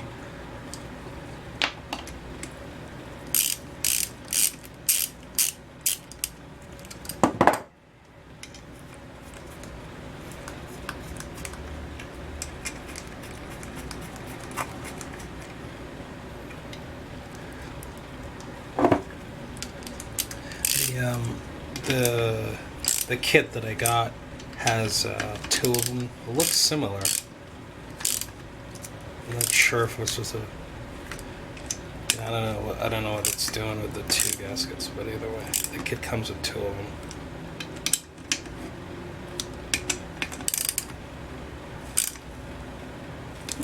Okay. Alright, so that's that. Looks good. Alright.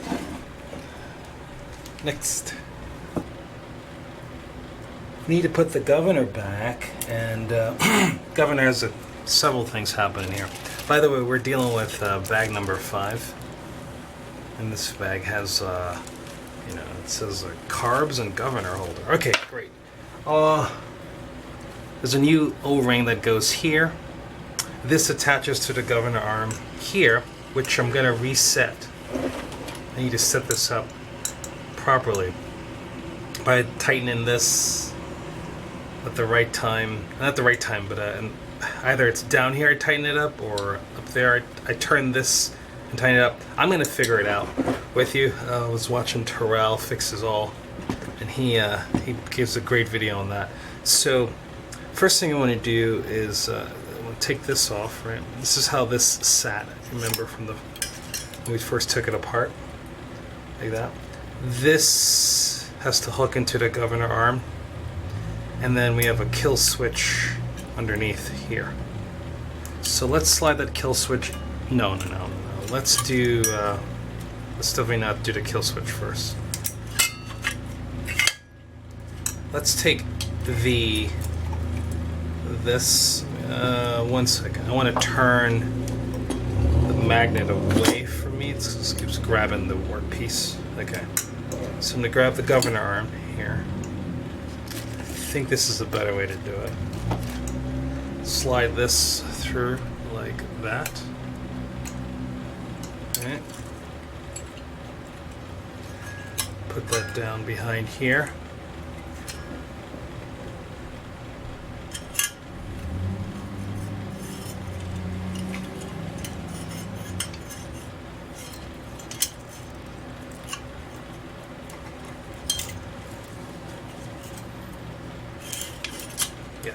Yeah, there you go. That goes like that.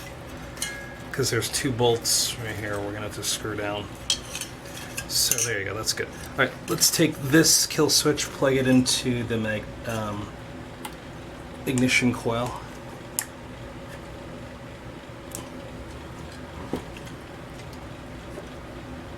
Yeah, that's connected. See? Right there. And then we slide this on like this.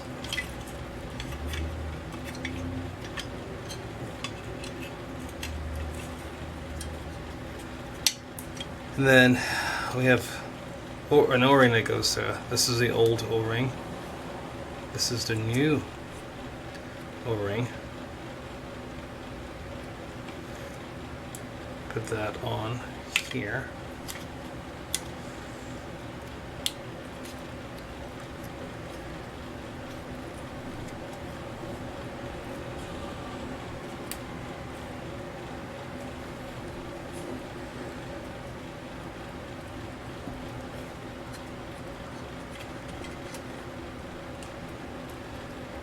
Okay, and then we take the we have 2 3/8 bolts. Look like that.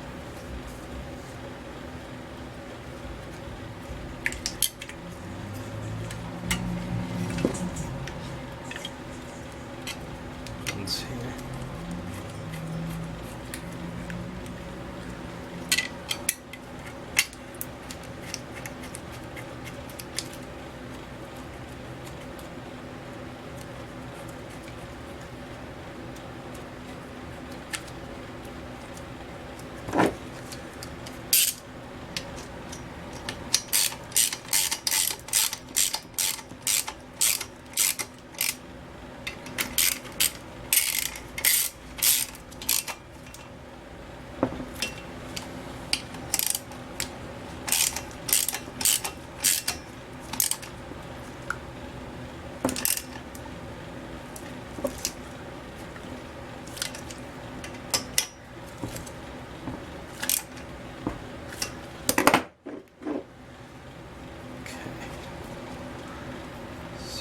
that should be how that is set up. Still gonna have to fix this. Hopefully I got the orientation right on this. Hopefully it's not upside down or whatever. That may go into something else here in the carb, I think. Alright, so let's just leave it at that for now, and then we'll come back and see what else we're gonna do. I attached this governor arm back to here, and I want to describe something a little interesting about this. This is let's loosen this back up so you can see what's happening. So this is 3/8. All right. Now you have to use your imagination here a little bit, or look back at the video that was where I had this apart. You can see me playing with this. Listen closely. You hear that? It smacks metal. Hear that? So I'm turning this here. Right, this is that metal piece that went up against the oil slinger. Oil slinger had all the little gears, and it would spin and spread out. And it pushes against it, and this is attached to the governor, right? It's all part of the governor system. Now, okay, when you hear that click sound, that means that hand had smacked the bottom of this case. Go the other way, it's pushing up against the oil slinger, right? Okay, got it? So what that means, right? That doesn't make any sense for it to be pushed against that for you to tighten it. I'm going to push it up against the oil slinger. So I pushed it up against the oil slinger, right? Have this throttle. I believe this should be all the way down like that. Okay, so this should be here like that. So it's got tension on it.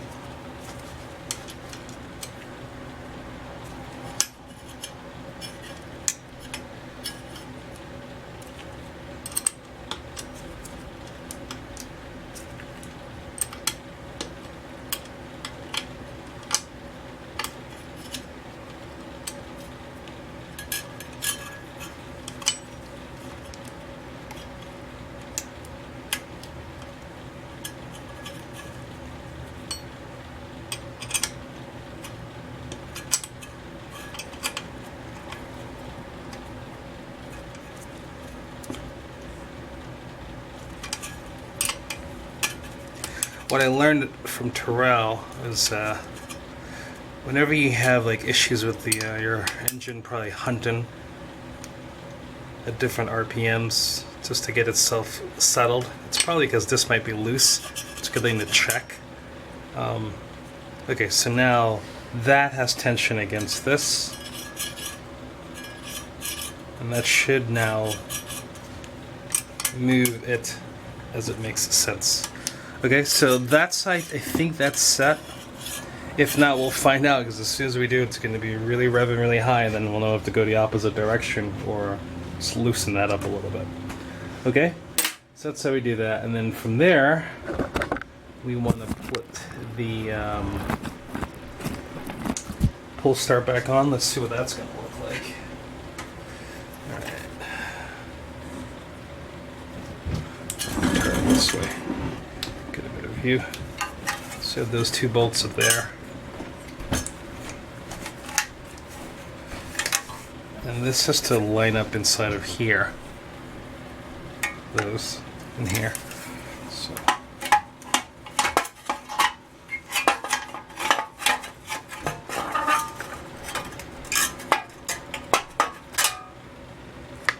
So let's turn it a little bit. It's like, there you go. Okay, that slid down quite easily. Something's stopping it. This top part's seated, the bottom part here is not. So, ran out of space on that card. Alright, so I did just knock this out. No big deal. You know what it looks like. And if you notice closely here, it has a little bit of a gash So I'm not too sure what that means, but I do know that I don't want to not have my gloves on, so let me get my gloves on.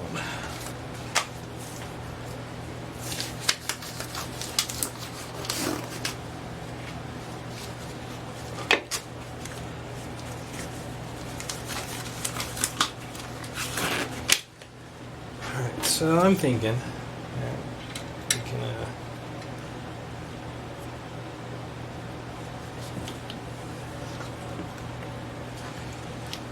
just gonna tap this on. I'm concerned I might have a little bit of an oil leak still, because I did see some drippage of oil, which confused me a bit. Let's see. A little bit less.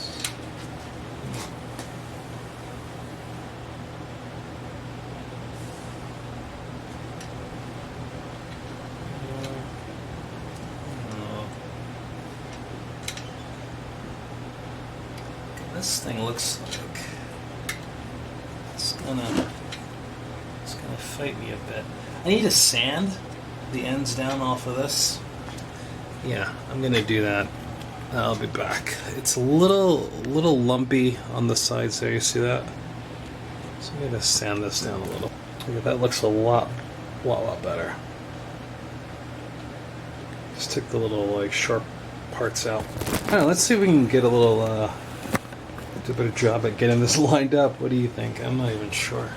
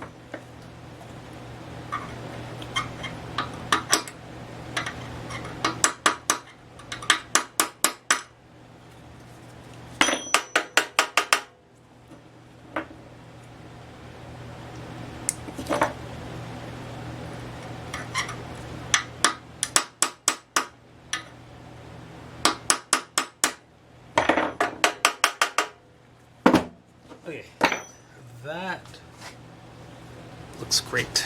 I don't know, what do you think? It's going to be easy to get that onto here. Sans assembly lube. What do you think? Okay.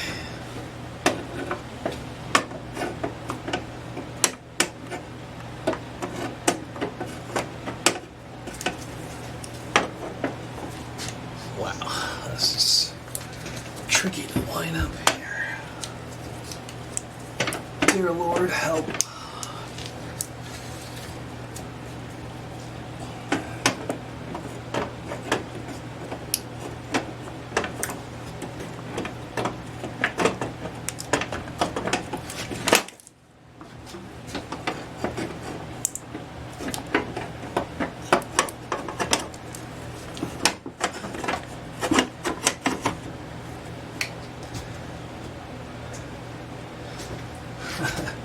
Alright, what do we have here?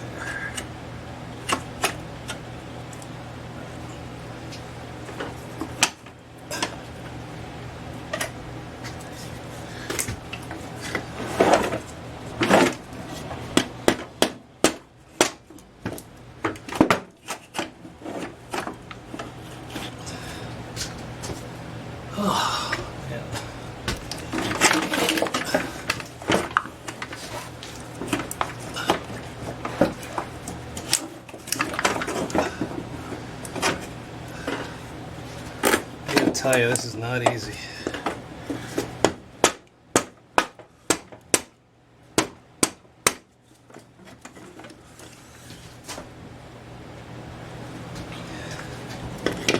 Looks like it wants to be all the way in, but it's definitely not.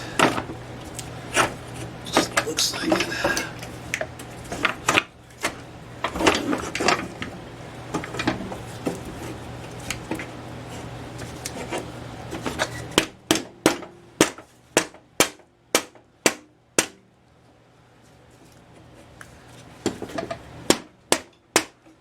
I think that's it. That's it. It's not going anywhere. Okay.